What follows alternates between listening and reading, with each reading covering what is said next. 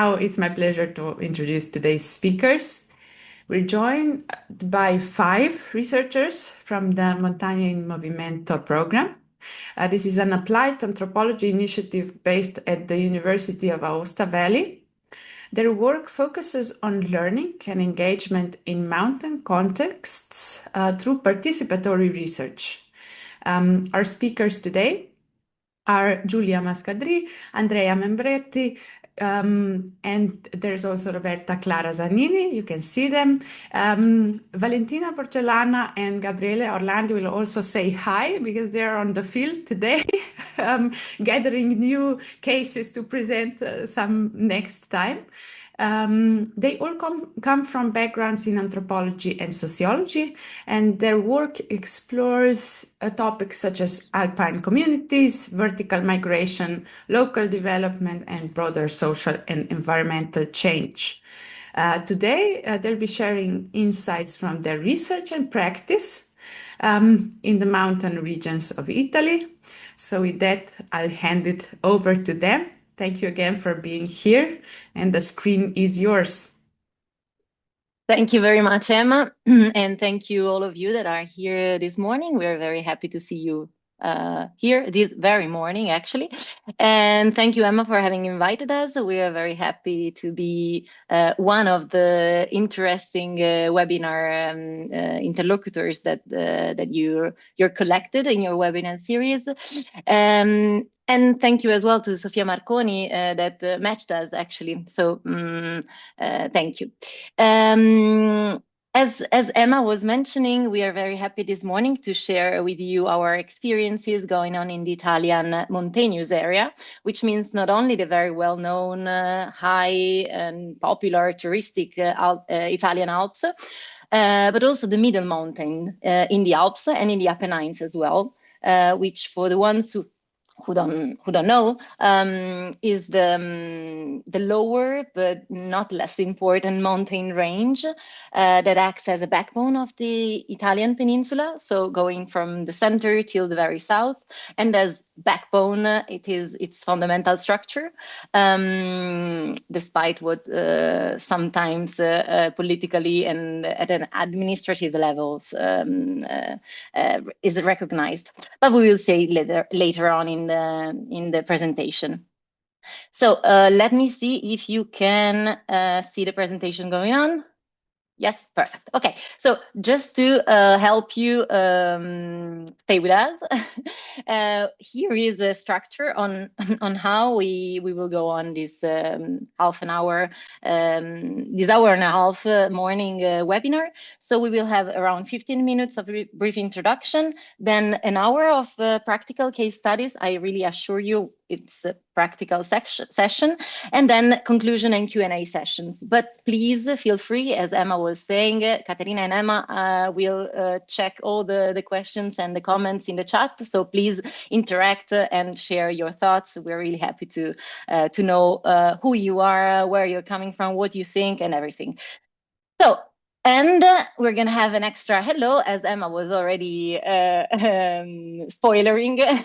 Because Valentina and Gabriele are on the field, so where we like to stay actually to work. So they're in a mountain village in Valle d'Aosta, in Aosta Valley, and so we actually wanted to share and to have a very quick presentation from them. So let's see if they can connect with us. They are in Arvie, as you can see from the map. So Gabriele and Valentina, if you can, just speak up a little bit. They are working on Agri 28, which is a participatory action research, an interdisciplinary participatory action research, which investigates the agricultural situation in the valley, starting from the perception of local actors in order to co-create a shared program for a better plan for the agricultural future at a governmental and practice level. Before passing the ball to them, we really wanted to have them present you this morning this project as well, just saying hello, as I said, because it already has few elements of the ones that we think are the important elements of participatory action research project, also because they've been called to act by the region of Aosta, so from an administrative level and institution. So now I mute myself and I let Gabriele and Valentina say something if they want. Thank you. Thank you, Giulia. Good morning, everyone. Yeah, really happy to be here, even if for just a short while. So Giulia already said really a lot about the project, the reasons why we are here in Javier today. So Javier is a village where in this moment there is a huge experimentation in participatory community engagement and heritage valorization. And we have some activities today with the students from the local high school. With the Agri Ventotto project, we are working on the future of mountain farming or agriculture in the Alps. And so we are in few minutes we are starting to work with the students about self representation and images and perception on agriculture in the social media. So we are just waiting for the students, and we are going to how can I say to organize some activities with them to reflect on how do they perceive themselves and how do they envisage the future, their future as future mountain farmers. Okay. Yeah. Okay. So thank you very much, Gabriele and Valentina. If someone has few questions or curiosity on the project, of course, write in the chat, and then we can share some links or just connect with you if you're very interested in the project. And we actually hope, let's see, with Emma, maybe next year we will speak about Agri Ventotto as well. Who knows? So let's see. So thank you, and have a good morning to Valentina and Gabriele. So now, going on with our presentation, as Emma already said, I am speaking in a plural form just because I'm representing the group of the Recherche en Éducation à l'Environnement et la Nature, which is a multidisciplinary research group at the University of Valle d'Aosta of Aosta Valley, focused on nature education, environmental pedagogy, affective ecology, and ecopsychology.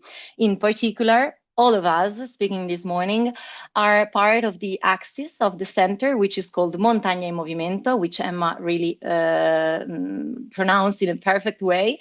MIM, an applied anthropology program that promotes active engagement in the communities. So today we're going to speak a lot about people, a lot about communities, a lot about alpine communities, learning and education in mountain context through participatory action research. But MIM, Montagna in Movimento, as I said, didn't start only as an axis of the university center. It started from the bottom. It started as a group of social researchers, informal group of social researchers active since 2019.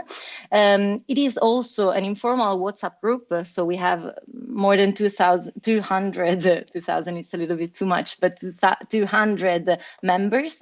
And it is also a cultural association still active locally, where in the Apennines, which is one of the places where we will bring you to, because it is born from the desire of some students in 2019, primary doors in the master's degrees program in anthropology and ethnology at the University of Turin, which being emigrated to the north for studying, they wanted to return to their homelands in the Apennines, especially, using anthropological methodologies to engage local communities in enhancing their choice to live in the mountains. And it also stems from the experiences, participatory experiences in applied and transformative anthropology in mountain and urban areas that was previously done by these students. So experiences that they had in the cities of Turin, in the city of Turin, and they wanted to experiment also in the alpine areas. So, but what do we do, actually? As applied anthropologists, we are called by local governments, as Valentina and Gabriele was already saying and showing us, not to teach them, but to bring about the desired change from the community, as well as to enhance the bottom-up processes that make mountain communities authentic models of sustainable development and active citizenship. So we have to learn from them sometimes. And so we help them, we try to help them to know themselves better just by asking difficult questions or trying to reflect with them on some important issues and to take to help them take collective responsibility for their shared future. How we do it, you can say with us, through participatory action research. You've already learned. But maybe it's not that clear what we are doing. So to help us understand, to help you understand a little bit more, I also wanted, oh, I'm sorry, I did it too fast. I also wanted to say something about the methodology. So we try to care of the processes, so about stories, desires, need, and people of the people, and also of ourselves that are engaged in the field. Customizing different tools. So different fields have different interlocutors and different times and different methodologies and levels. Then we try to pay a lot of attention to what is also left unsaid. So and also to the ones who don't speak, who are not engaged in the main discourse of an alpine village, for example, and to the ones who are not well listened, and to the frictions that are between people, also to the interruption of the processes, for example, of processes of development. So we try to stay in those places, uncomfortable sometimes places, but we really think that these places have a lot to teach us, better than us to teach them. And then we try to create a system between ourselves and the territories to make everyone engaged.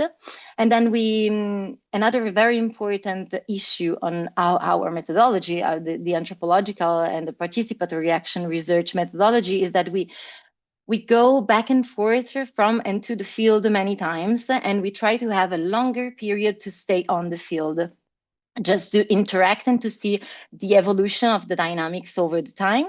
And of course, as you can imagine, a very important part is the flexibility of the methodology. Of course, we have a methodology, but we need to stay flexible on the people that we are meeting and on the field that we are going to. But as I said, maybe that is not that clear. So I wanted to show you in a video.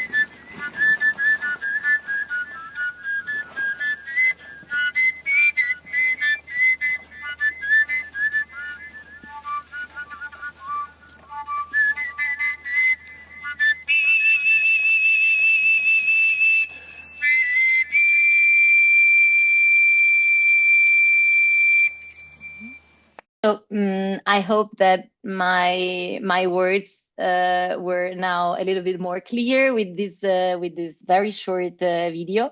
That really we think it represents what we try to do with the communities. So with communities, not to and for the communities, we are working and walking as well with the communities in the path of the mountains area. Where and when we do this, and we've done this, here are a few places, and you can see on the Italian map, not only in Italian, in Italy, but also we've done something in France and in Switzerland as well.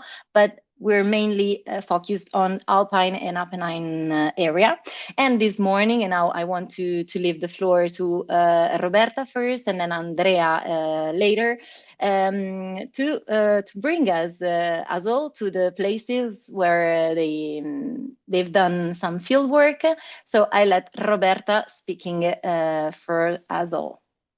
Okay, so I can start from this point. Thank you.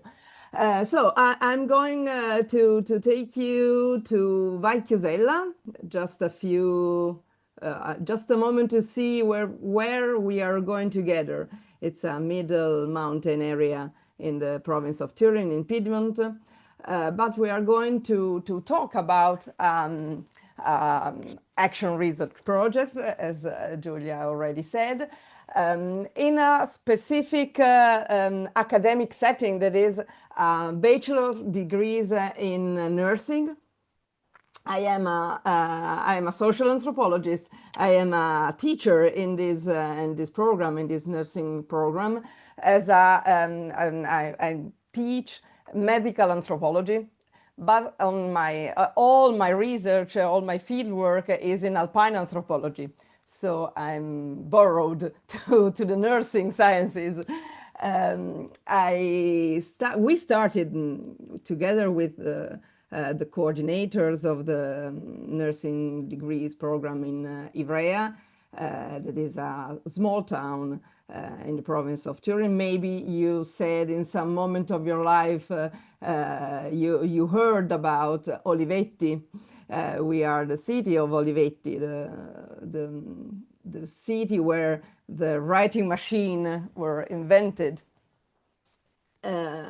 We started this action research project back in 2018, and the COVID stopped us in 2019, but we started again in 2020. The idea was to try to find a setting, an ideal setting to launch, to start a permanent educational program experimentally set in the fieldwork, in a fieldwork activity for nursing students. They don't usually go outside their hospital or healthcare facilities, nor they use anthropological tools. They learn theoretical anthropological tools, but they never usually practice those tools in a practical, real, actual way. So we started this project with the idea of learning a way to experiment those really theoretical issues in a way that can be useful for them in a practice, in a practical way. So I told you about Val Chiusella. Chiusella Valley is a small valley in the province of Turin, a middle mountain area between 480 meters on the sea level and 800. So as you can see in this image, it's not a valley of high peaks. It's a middle mountain, it's a middle mountain area, but it's consistent with this definition of middle mountain, where although not having really mountain features, it has a a feeling of mentorsness for their inhabitants. There are marked differences in sociocultural and political relation between the upper and the lower parts of the valley. The lower part of the valley is more proximate to the big facilities of Ivrea and also Turin. The upper part is more isolated with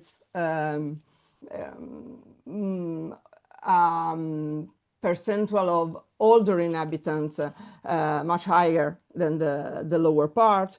So it's we have a very heterogeneous mountain territory, also with really interesting migration dynamics, because the valley hosts some communities, spiritual and esoteric communities, who shares quite different cultural views of health, of body, of what cares mean. So this is a really interesting setting for us as teachers and for the students to explore in their learning program. In marginal areas, as you maybe already know, it's not infrequent that all the issues related to health, to the well-being of people, of all elders, more frequently, tend to emerge only when they reach a critical point.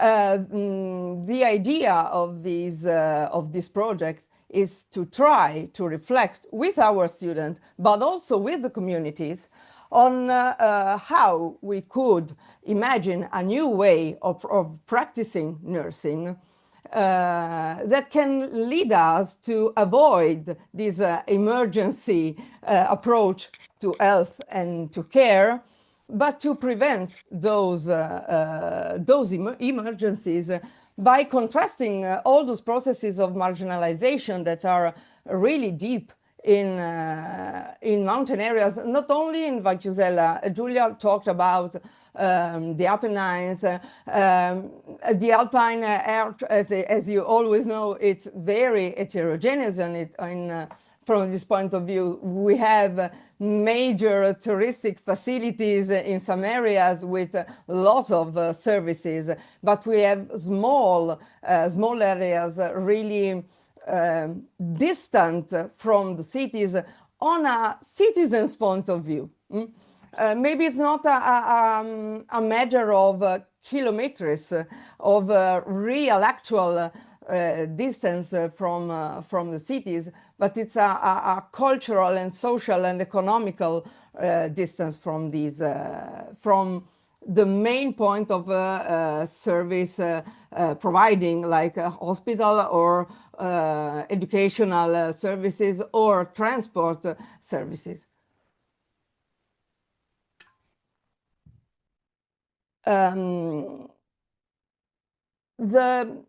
The laboratory, I talked about the name of the, I can just go back a few slides. I did, yes, I said Laval. It's the Laval, it's the way in the Piedmontese dialect in the valley, where through which the inhabitants of the valley called Valchiusella. That is the valley, Laval. It's also the acronym of Laboratorio Valchiusella. So it's the way our interlocutors talk about their valley, Laval. So we think we shared with the local administration, with the local healthcare administration also. There is an important link between the University of Turin and the nursing degree in the bachelor degree in nursing, and the local healthcare administration. We shared with them the idea of working through two different and parallel, we might say, paths.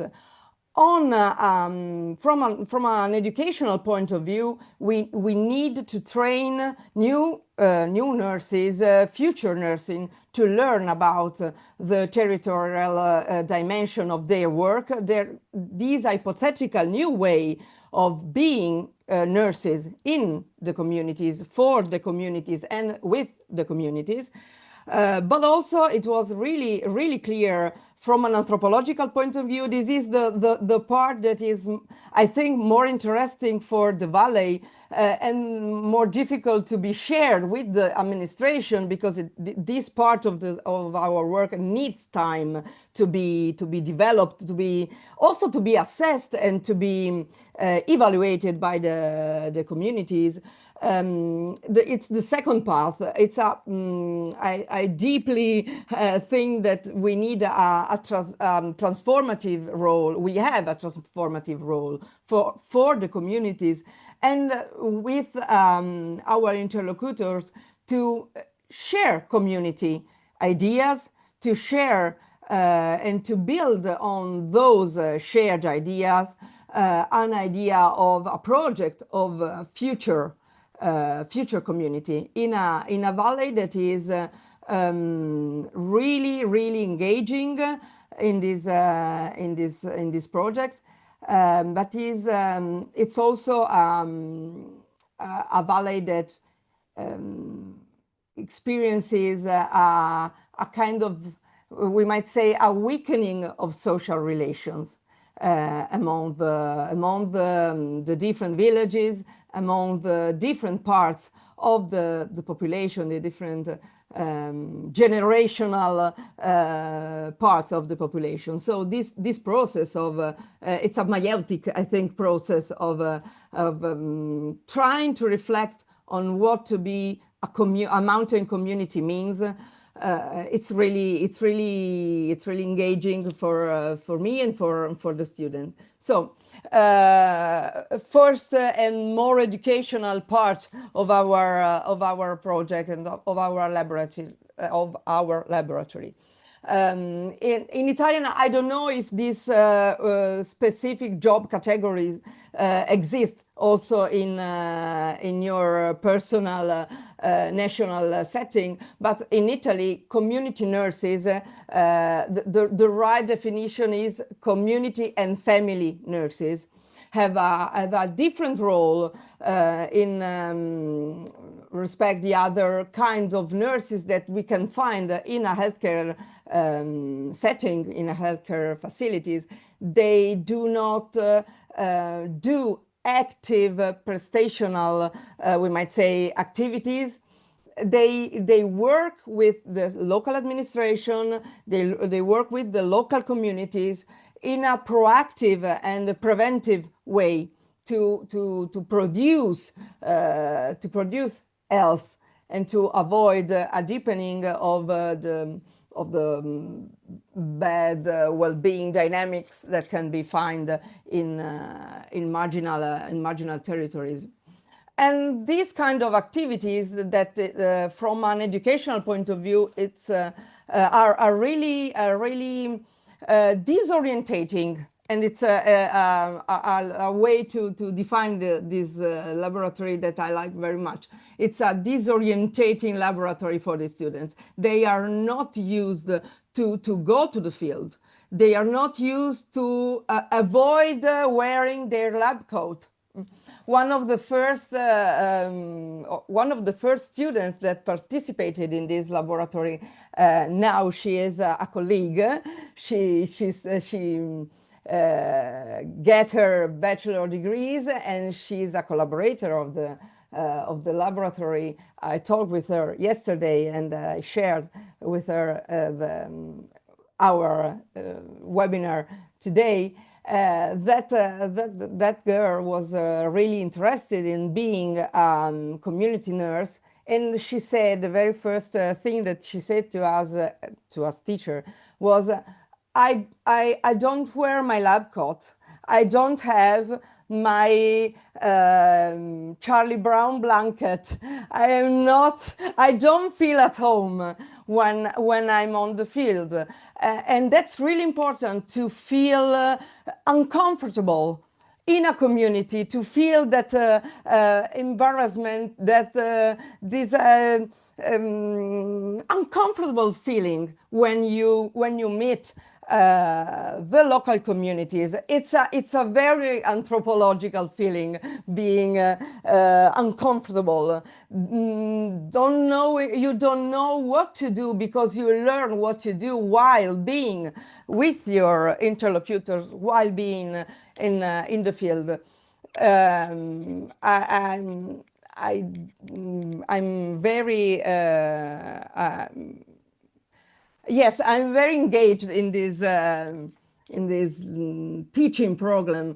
I think that community nurses, and learning to be a community nurse for our students, it's important, because they can understand how, in a specific valley setting, and they could develop those skills in other areas too. It's Vacusella, it's near Ivrea, it's a very nice setting, but these kind of activities could be developed in other valley areas. It's not specifically thought for Vacusella. They can understand through this kind of laboratory how the cultural dynamics of one specific context can enhance their, as nurses, abilities to understand the community capital, social capital, relational capital, cultural capital as well, to understand how to foster, how to prevent health issues by fostering a care community. I deeply care this, I feel so proximate to this idea of care community. We also learned, they thought that the co-residentiality was a main issue to work on.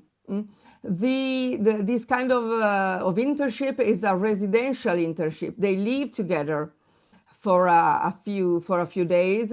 The very first year they had just few days, 3-4 days. It's a ridiculously small amount of time. I know. In the next year, the following year, they had more time, 1 week, 2 weeks. Also, some group of students had the possibility to stay in Vacusella for 1 month. To live in Vacusella for one month. They share a house that is given to us by one of the municipalities. It's you can see the kitchen and the living area in these two images.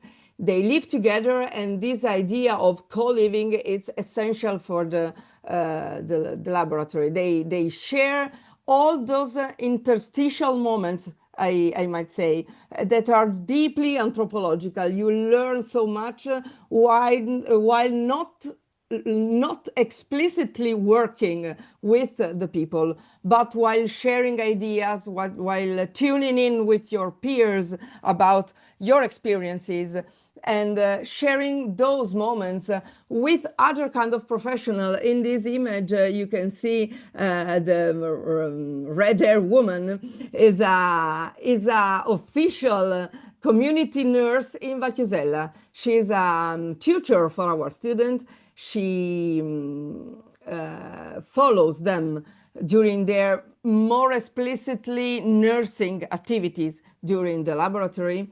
And the idea is that they can share their feeling, also their emotions, not only from a professional point of view, but also from a deeply personal point of view. How do you feel while being in a isolated area in the mountain, where you don't feel at home, but you need to try and to find a way to understand how people living in Valchiusella experiences their lives. What should we do to find a way to approach the people? It could be useful to go to a cafe, to a bar. Yes, maybe that's a good idea. We could go in a church, following the masses on Sunday morning. That could be a good idea. What can we find? Which path could we follow to reach those parts of the population that we haven't reached yet? So it's really an engaging way to work with the students, also to make them comfortable with the idea of wasting time. While doing anthropological work, you need to waste time, to waste a lot of time, to understand that those moments, that time, it's not really wasted, but it's essential to understand the community you are living with, the community you are working with. The nursing students don't usually waste time. They need to be productive. They need to practice. They need to know what they are doing. My teaching operation is to disorient them, to make them understand that when you are talking with a person in the bakery and you spend 10 minutes talking with an elderly woman in a bakery, talking about the weather or their nephews or what her daughter does as an engineer in Turin, it's not wasted time. It's relational time that is essential to understand that community, what that community needs to express their needs. And one of the best moments we had during our activities was the set of activities that the SOMS, that is to say the Mutual Aid Association in Brosso, one of the villages, it shares with us their activities. You can see their bar, their cafe, where the elderly, this man is called Ernesto, and another one is Pier Vittorio, the man with the light purple lilac shirt. They are the two main pillars of this association. They share with us their activities, and their activities are essential for their communities. They organize working groups for the elderly, and all our students participate in these activities. They play cards with the elderly. And one of specifically this girl said to us, well, I must find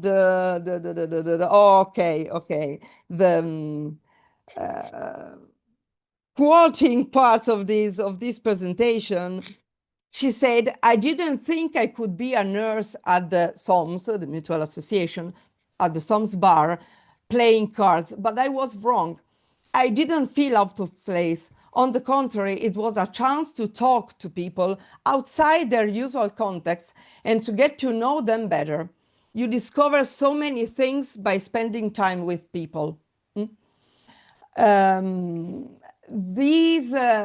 these associations, Valchiusella expresses its capital and social and cultural very rich capital through almost 50 associations, cultural associations, sportive associations, leisure groups that are a big part of our project. They volunteer as special mentors for our students. And without their involvement in the project, the laboratory would not exist. They're not lateral or collateral part of the laboratory. I am a collateral part of the laboratory. I'm a mentor. I am a teacher. My colleague, the teacher of community and family nursing, is also an essential part of these activities. But the real core, the heart of the laboratory, is the set of association that spends and gives a lot of wasted time to our students. But their involvement, it's also the second path I mentioned before, the meiotic and transformative path of this laboratory, because working with them provoked and enhanced a self-reflective community. They started to think, by working with the students, they started to think about what well-being means. What do we need to be healthy? What do we need to be a care community? What can we do for our co-citizen to feel well, to live well in the valley? So this part of the project of the laboratory, it's really difficult to be assessed. I can evaluate how a student engage in the laboratory. I can, as a teacher, guide them and foster their abilities. It's more difficult to evaluate how a community reacts with you and to your engaging activities. And I think that two examples of this engagement, we are really proud of how the Valley works with us, and how we are becoming, we might say, dispensable. We are going towards a moment where the laboratory, as a meiotic actor in the valley, will be avoidable. They will be aware of their cultural and social capital without our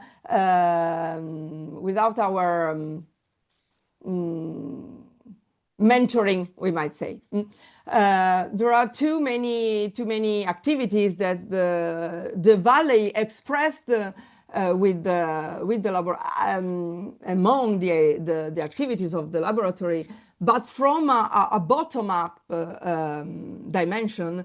One was a set of moments thought for the population, for the people living in Valchiosella, but also inviting all the local administrators and all the political and institutional actors that decide for the mountains, and that need to listen to what mountain population needs to say about their healthcare needs.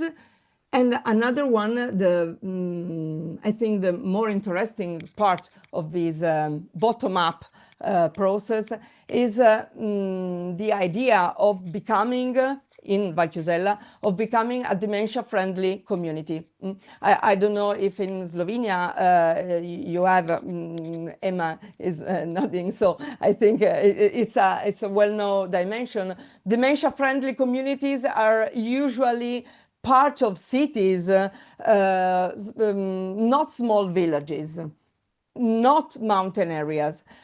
In Italy, we just have two rural dementia-friendly communities, one in the eastern part of the Alps, and the other one is Valchiosella. And this dimension, this idea to become a dementia-friendly community was an exit, we might say, an idea that three local associations tried to develop while working with us in the laboratory. They started to reflect on how dementia is a deeply felt problem in that area, and they started to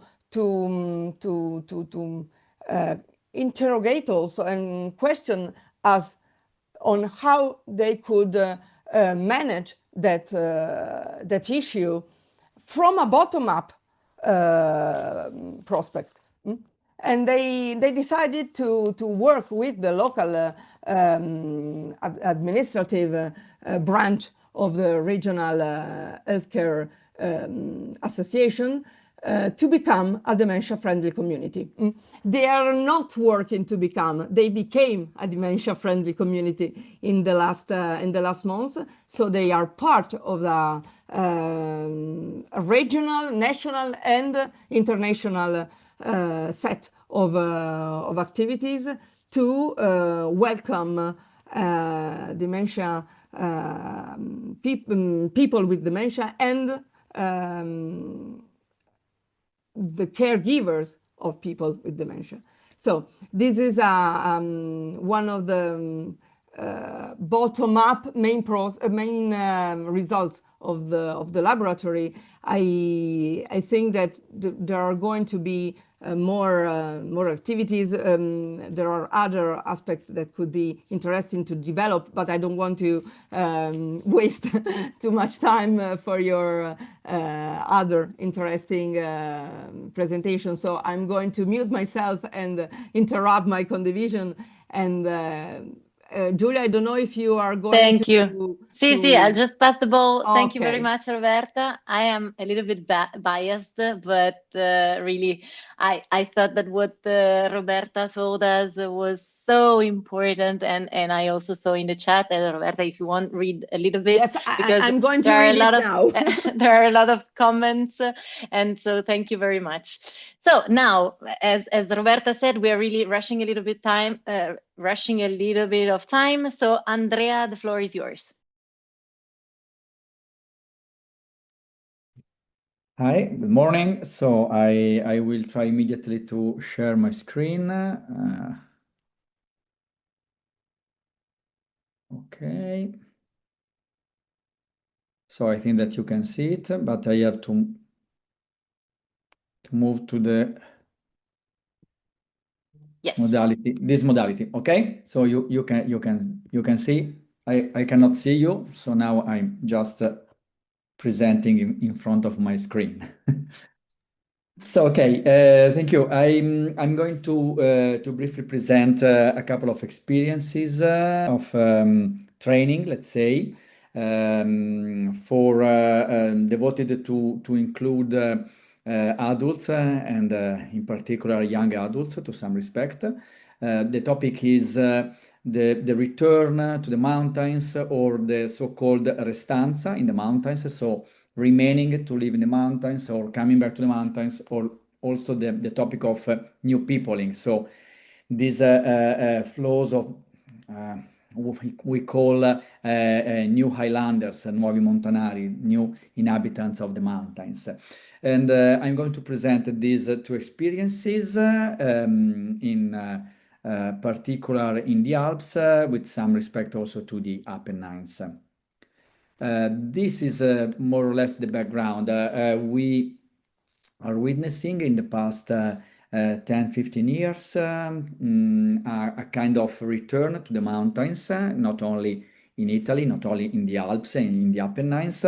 It's a more European phenomenon. As we know, there are different categories of people coming back to the mountains, or new inhabitants of these mountain places. And also there is an interesting phenomenon of what we call the desire to remain, to live in the mountains, expressed by, in particular, by young people, even in small villages of the Alps, of the Apennines, or other mountain ranges of Europe. So these two training experiences move from these starting points. We have different categories of people that would like to live, to settle down in the mountains, to develop some kind of entrepreneurial activities, and they want to stay and to remain actively in these mountain territories. Just a map, a couple of maps to frame more the topic in the Alpine range in Italy in particular. These are very new maps we have been realizing with the Alpine Convention. Andrea, yes? I think your slides are not moving for us. This was so now you can see. This was the background I was telling you about. So new Highlanders or people remaining living in mountain and rural areas, and I was just showing you these couple of maps just to underline that we are witnessing an important reversal trend in many alpine communities, for example, in Italy, in terms of immigration towards mountain villages. If we look at these maps, the point is not considering let's say the natural birth rate in these communities, because they are still facing a process of aging. They are still in a very difficult situation by that point of view. But we have a reversal trend in terms of new inhabitants. So when considering training activities for staying in the mountains, for settling down in the mountains, in particular, new inhabitants, new Highlanders, as we call them, are a fundamental target. We have been moving from a couple of questions. So to stay, to return, or to move permanently to mountain areas, do people need special knowledge on skills? Which kind of skills and knowledge do they need to settle down and to remain in the mountains? And is it possible to develop specific capabilities in this sense? So it's not just a matter of specific skills, but of capabilities in the meaning of SEN approach. So the possibility to transform your desire and your projects in effective capacity to act and to react in mountain territories. So a kind of empowerment also. Our two training projects are devoted to find some answer to these questions. These are the targets, in particular what we call restanti, so the remainers, the people, in particular young people who decide to remain and living in mountain communities. We have been conducting with our association Riabitare l'Italia in 2020-21 a national survey on these young people, 18-39 years old, living in mountain areas of Italy, in the Apennines and in the Alps. And it was very interesting to see that most of them have a very good level of education. They are well connected with urban poles, despite the fact that they live in inner territories. And they would like to enter the job market in local activities. For some of them is a minority, but also in agriculture. And mostly they express this willingness, this desire of restanza. So they would like to remain in their own places, in their birthplaces. Of course, they need to develop some capacities. They need to have the opportunities to remain. So these are one of the two target groups. The other target group is composed by what we call aspiring new islanders. So people who desire to become a new inhabitant of the mountains. Here the data come from the service Vivere e Lavorare in Montagna, Live and Work in the Mountains, that we have been developing in Piedmont, in Turin in particular, in the past 7-8 years. This service is accompanying hundreds of people and work projects towards the mountains, so people living in the metropolitan areas in Italy, not only in Piedmont. They are different within a different age range, because they They move from 18 years old to elderly people, even 70 years old or more. They also have a very high level of education, like the restanti. They work in different activities, but not in agriculture. They are resident in urban poles, and they express a kind of need, what we call a need for the mountains, in particular after the pandemics and in times of climate change and global heating in metropolitan areas. So they really desire to move to the mountains, in particular developing sustainable tourism activities, mountain agriculture, but even cultural activities. So this is our background and the targets. In order to face these needs and these requests, we have been organizing two different activities. One is the Scuola di Montagna, the mountain school, and the other is Scuola Giovani Pastori, school for young shepherds. Several actors have been involved in these two initiatives, among the others, the Metropolitan City of Turin and the Association Riabitare l'Italia. The methodology of the two schools is similar to some respect, even if the kind of skills and capacities we are going to transmit, we have been transmitting, are to some extent different. To summarize, the mountain school is more aiming at developing soft skills in order to read the territory, to create the conditions for the new islanders to read a territory, to understand which kind of resources are in this territory, how they can interact with the territory, facing the inclusion in the local communities, and the reading the challenges of the territories in order to be active co-producer of that mountain area. On the other side, the School for Young Shepherds is more focused on hard skills, also soft skills to some extent, but also hard skills. So technical competencies for developing the profession of shepherd. So pasture farming, how to understand again the resources of a territory, but in terms more of offering these professional opportunities, and to rediscover the profession of the shepherd in mountain territories that were to some extent neglecting these opportunities in the past decades.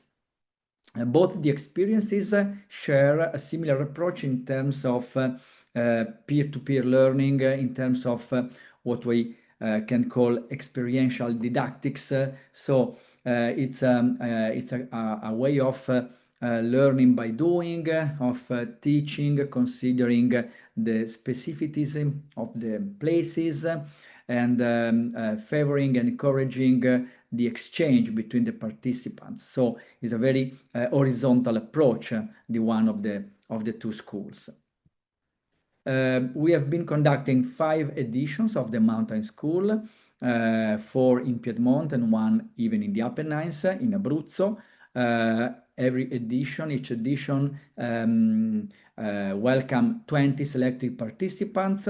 There is an open call. It's free. There is no charge for the participants, so they are welcome. They have the possibility to stay in this school for the 3 days of the residential experience, and we have been selecting people well divided per gender, and with a high percentage of people with university degree, because they are applying more for this opportunity. They are more resident in urban areas, and they all work in service sector, education, and service to the people. On the other side, the School for Young Shepherds till now had 2 editions, one in Piedmont and one in the mountains of Sicily, in Madonie. I have put the links to the 2 schools in the chat, so you can have a look at the 2 websites. And in this case, we were looking at people in the particular age of 18-35, because it's a school for young shepherds, aspiring young shepherds. Again, we have people resident in small town or urban areas, but also in this case, villages and even mountain villages, because someone is already living in the mountains and would like to develop these competencies in order to become a shepherd. The two schools are different in terms of their duration, of their approaches. Also, the mountain school is a short experience with a long weekend of 3 days residential, and the follow-up activities in order of offering guidance to these people to develop their project of settling down in the mountains. So, for example, finding a home or buying a piece of land or having opportunities of funding by regional authorities and so on and so forth. While for the School for Young Shepherds, the residential period is made of 2 weeks, so it's very intensive for about 120 hours. And then they have also online training and again further guidance by our institution, by our organization. The two schools offer different contents, as I was saying. One is more devoted to soft skills and the general analysis of the territory and the opportunities of the territory in the case of the mountain school, while the School for Young Shepherds is more devoted to offer technical skills and the capacity to read the territory by this point of view. Just a brief insight in the mountain school in order to leave the stage for comments or questions. The last edition was in 2025, closer to Aosta Valley. We were in Valle Orco, and the school was took place in autumn from 3 to 5 October with this group of 20 participants. And in general, you can see here we had till now 80 participants in the 4 editions of the school, and now we have been planning, we have already organized the 5th edition in Piedmont.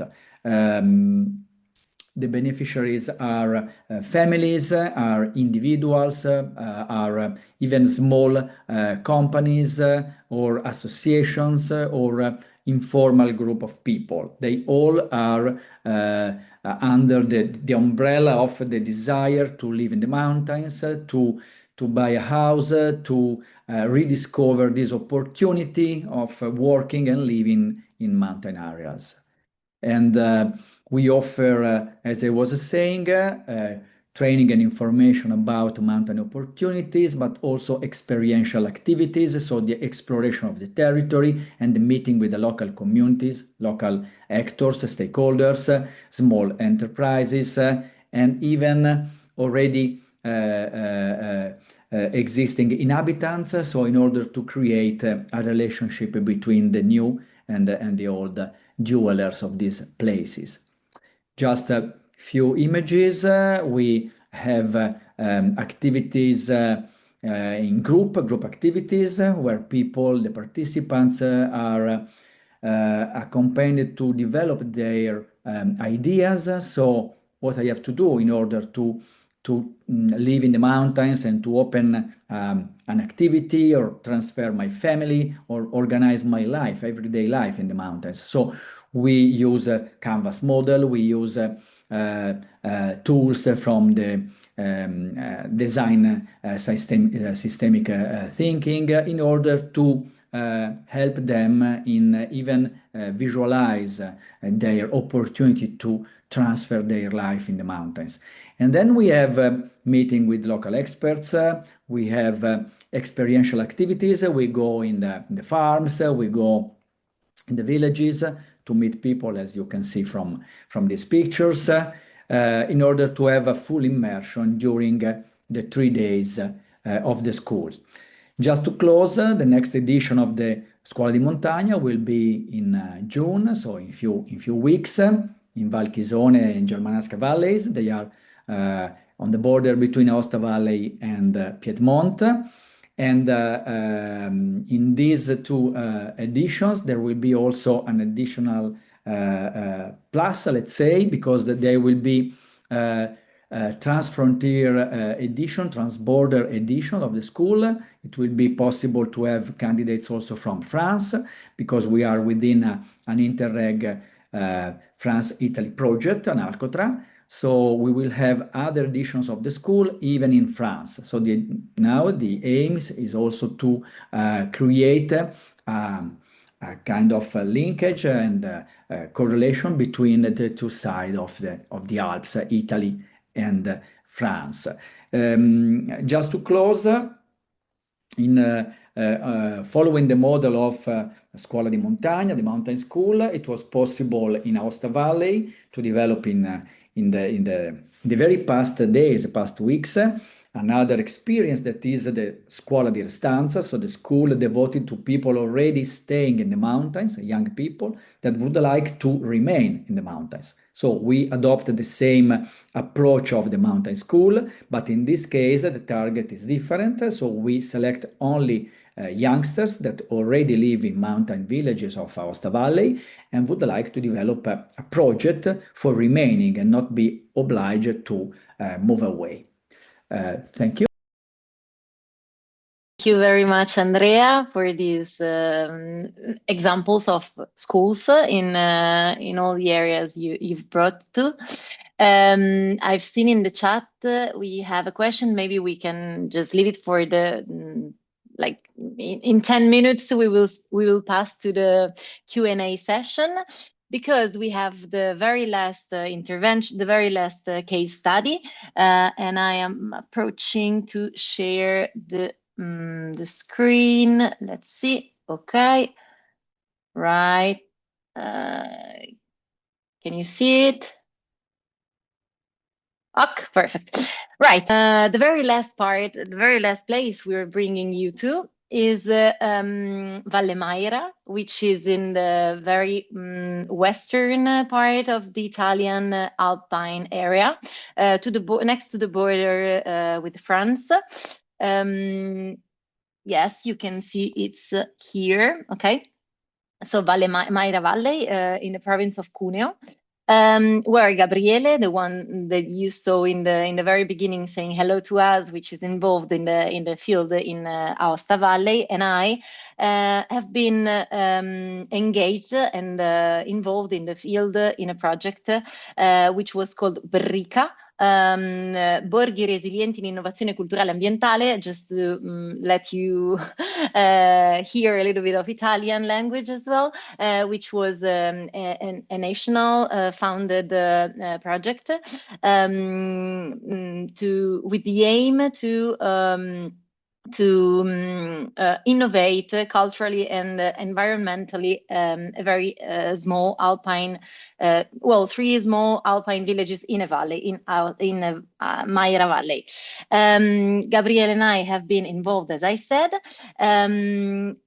Very simplifying, we can say that Maira Valley has a very nice model of sustainable alpine tourism that developed through the years, even way before alpine sustainable tourism and slow tourism was developed in the last years. So it really belongs to many decades ago. But on the other side, has mainly three big important problems. Highly seasonal economy. So during only 3 months of summer, the 60% of the visitors come to Maira Valley, which is, of course, a very big problem of all the alpine area. Over tourism, as we said, and even in the comments I was reading about. Geographic isolation, because it's a very, very, very further valley, and the lack of local services. As we were listening either from Roberta and Andrea, this is another very important problem, which is making life difficult over a 12 month period, especially for young children, with the family with the young children, and a problem of very severe depopulation, which is of course another big issue of the Alpine area, not only in Italy, but in all the mountainous area. Of course, it is also connected to the lack of services and the lack of jobs. Here are a few words from collected from the few quotes collected from the field, said by some participants of our project. Describing the valley as a dormitory, or so without services, without any activity or cultural activity, the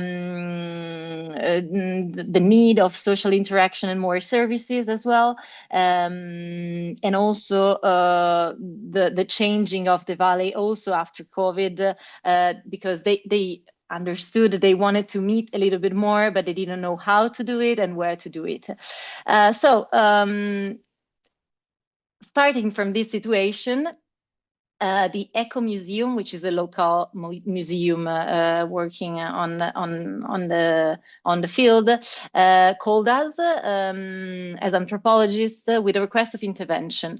So they had empty spaces, a situation that occurs frequently in the Alps, in the villages, and they needed to think how to convert these empty spaces. They wanted us to help them uncover their resources and to imagine together what they could do in these empty spaces, as they also needed empty spaces and places together.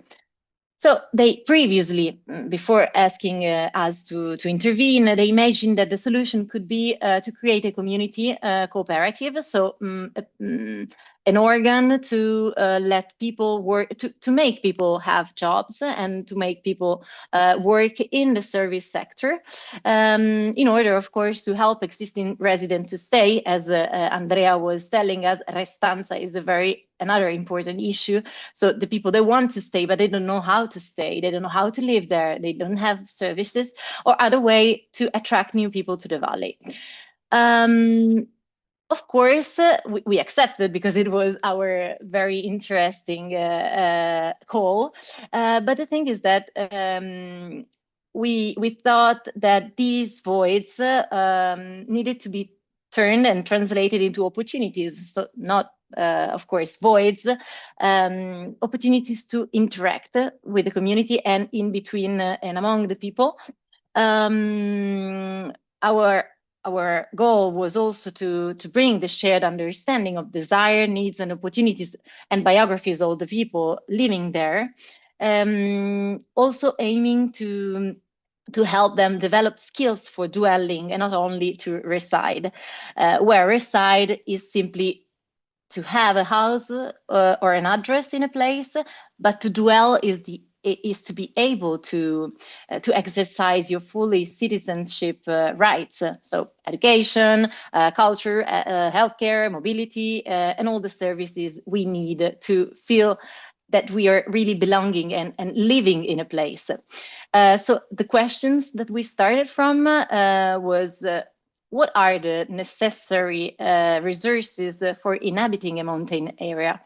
And on the other side, what elements are needed to build a community, or even more, to build a cooperative, so a community cooperative to work there. So we started engaged with the community. So we didn't know the answers. As I said before, we don't come to the place to teach people how to live there. We start learning from them how they live there. And we try to interact and connect with other places, other communities, what they discovered, what they're doing to live and to stay. So we started doing very, very basic interaction. So 5 semi-structured focus group meetings divided by target, so on different topics. For example, there was one with young people, there was one with local activities. So, for example, people selling or other entrepreneurs. Or another target was the third sector. Then we did a short fieldwork project. So 5 days in 2 people on the field, Gabriele and I. So we interacted in a very, very spontaneous way, as Roberta was telling us from Valchiusella. We try to interact losing time with people, staying with people, connecting with people, and accepting also what was unknown, of course, but also what was unpredictable sometimes. So unknown, okay. And then also because, as I said before, the methodology is very important, but during the process, we adapted with flexibility. We found out that the young people during the focus group didn't participate very much. So we wanted to help them interact with us. So we moved to a public meeting, to a pub actually, and we did an evening with them. But not only with them, also because a lot of young people, of course, occurred, but also a lot of older people and a lot of people occurred, just because changing the setting and changing the word, not saying it was a focus group, but just saying that it was a dinner out together to speak about community, really helped people participate better. What happened? It happened that this process just accelerated the collective time and helped them, community, to understand them better. So they meshed together, actually, knowing that people had resources that they didn't know and they needed that resources. So it just happened, connecting them. And it also opened up important spaces for discussion and for reflection over the community. That, of course, didn't stop there. So it just started there. It was the beginning of a process. So what we together found out, it was that they didn't need job in the very basic way we can intend jobs, but they needed biography to be inspired by. So they needed to know how they could live there with other people. So very shortening my case study, because I really want to interact and to let the space for interaction. As professionals working with adults on the field, our task was really to validate existing skills, because many times people they don't even know that they have a lot of experience, a lot of experiences or resources to share, and they are very precious. Another important thing that we try to promote is to create space for voice for everyone, to listen the ones that they sometimes are not listened to, and to encourage biographies, as I said, and not jobs. So not positions to have your earnings, but biographies. So all over lifelong, of course, and also in all the situation that life brings you to. So schools, and then having families, and then getting older, and etc. So trying to reflect together how you could stay and live in a place over time. So the true scientific result of our work is, it's not just a report, of course, but it's the process that we activated. Also because, as I said, lacking services sometimes can lead to a feeling of powerlessness of communities. What another person told us is that what I know is not valid. Go look for the real knowledge in a book. That happens sometimes in the communities. So, but we go actually to them because we know that they are precious. They have heritage, they have knowledge, they have resources. So this is what we like to do, to nurture what Padurai, that many people already know, calls the capacity to aspire, to imagine, to desire. And also because in this process, it's, of course, a mutual learning between them and also with us.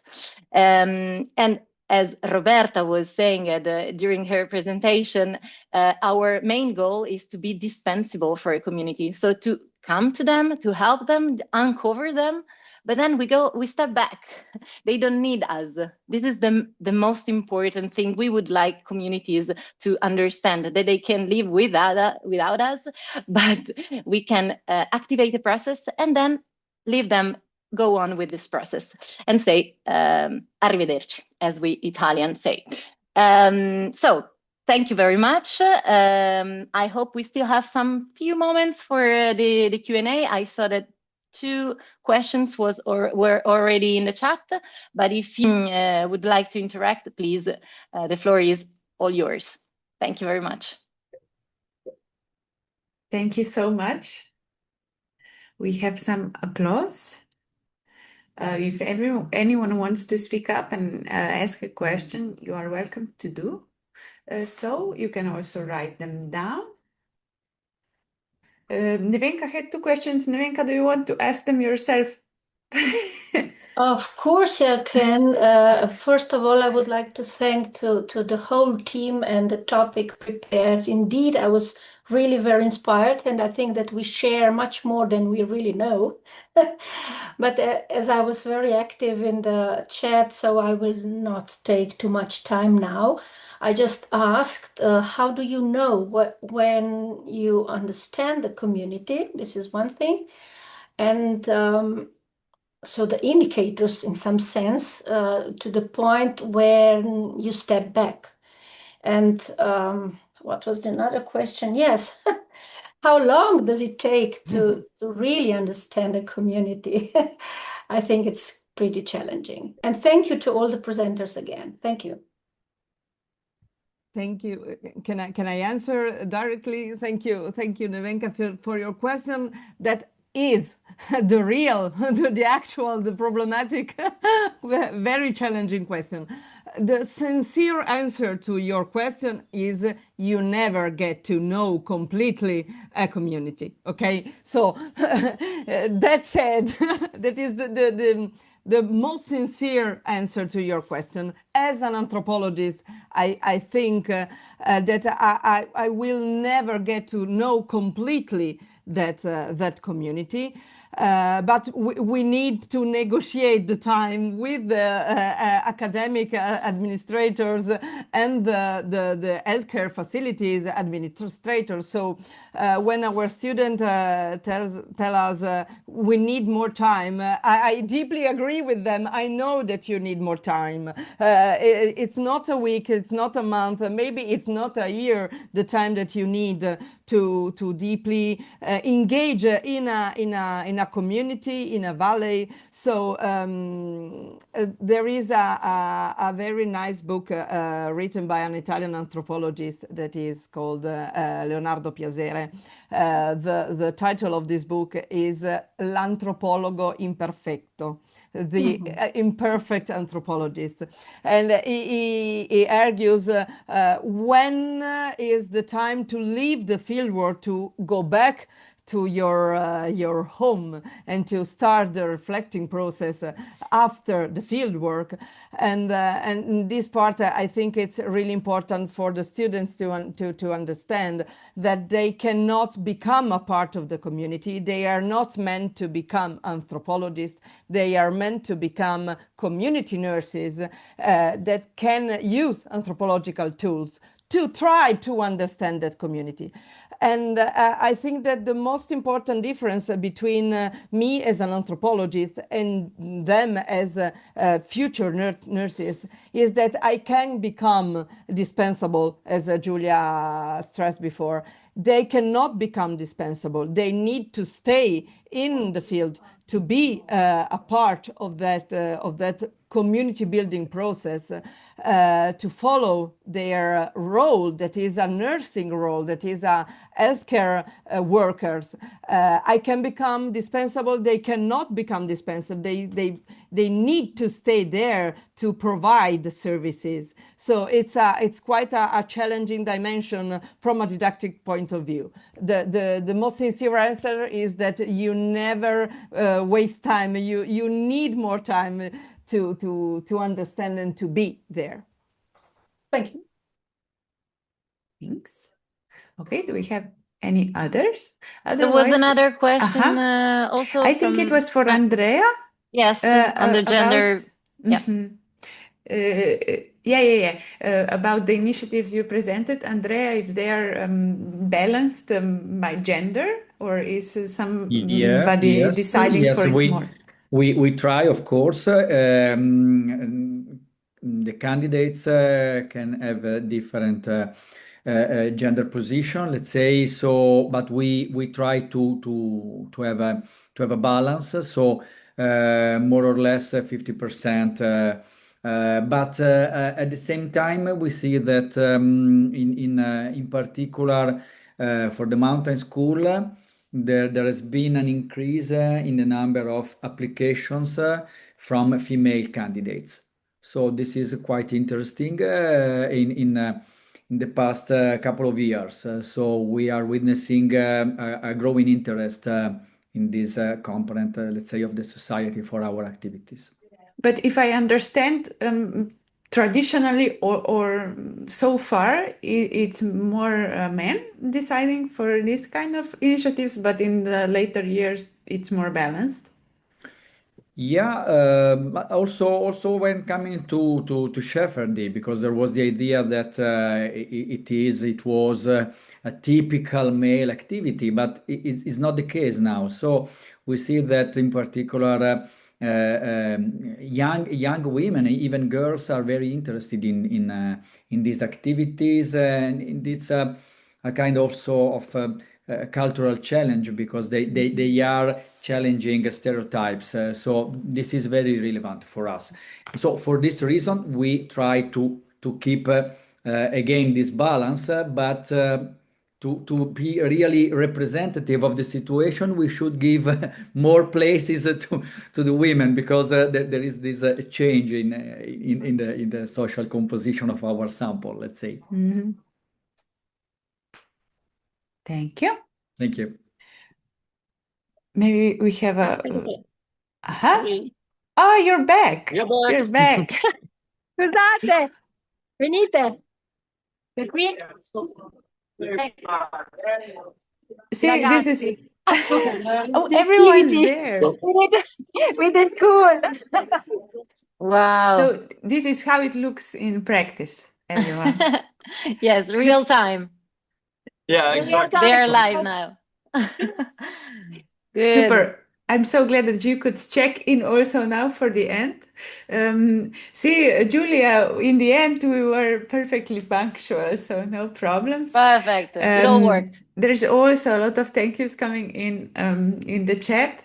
I want to finish this, but also for all the participants. So thank you very much to the team for this lecture. It was really nice for the finish, and also to everyone who is here listening to those webinars. We have now come to the end of this 5th edition of our ABC of Environmental Learning. Thank you all for joining. I hope you found it inspiring. I hope you found it useful.